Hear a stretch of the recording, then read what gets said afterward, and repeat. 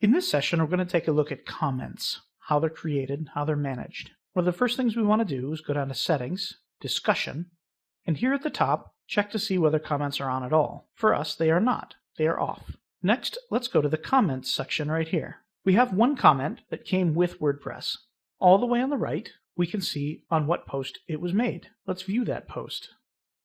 And here's the comment, and here's the form to leave a comment. But we have comments turned off. How can this be? The answer is that the comment setting can be overridden on a per post basis, and this post has it turned on. So let's leave this and take a look at this comment.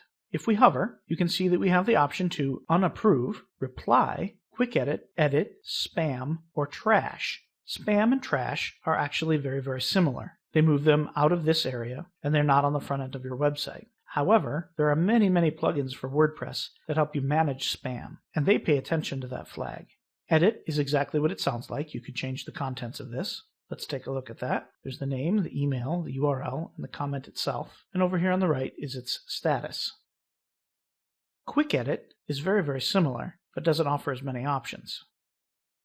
Reply gives you this option to simply reply to the commenter. This way, if you have many comments to reply to, you don't have to jump around from post to post on the front end of your website. And then unapprove. This post has already been approved, so this simply changes it to unapproved. I want to take us back over to settings for a moment.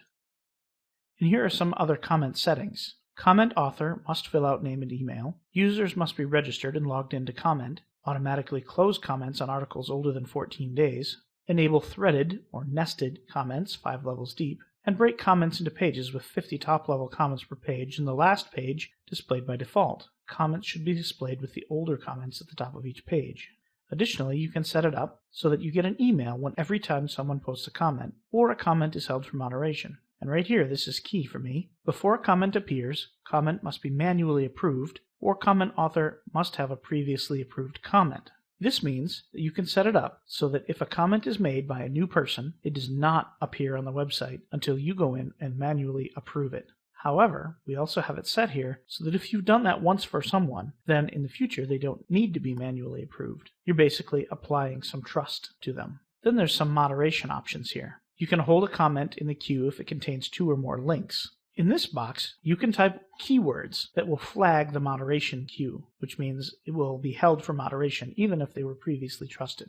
Then there's the comment blacklist. Any keyword in here will automatically be marked as spam. So let's go back to the comment admin page here and take a look at the unapprove option again. If a new comment were made, it would be held for moderation here and not be marked as approved or be available to unapprove. Here at the top, you can say, show me only all the pending, only the approved, only the spam, or only the trash. And here you can show only comments or also pings. In another session, we talked about trackbacks. Those are pings. They're treated very similar to comments, and so they show up here and you can manage them that way. The bulk actions option allows you to unapprove, approve, mark as spam, or move to trash a large number of posts. In the top right here, there is an option to search comments, and under screen options, we can show author or not, and in response to or not. That's about it for comments out of the box. But comments are very commonly extended with plugins. There are some wonderful plugins to help with spam, and there are some wonderful plugins to help extend the functionality of comments with better nesting, more features in the form that people use to comment, etc. If your site uses comments heavily, I recommend you take a look at some of the plugins available for comments on WordPress.org. There are a great many things that can extend this functionality.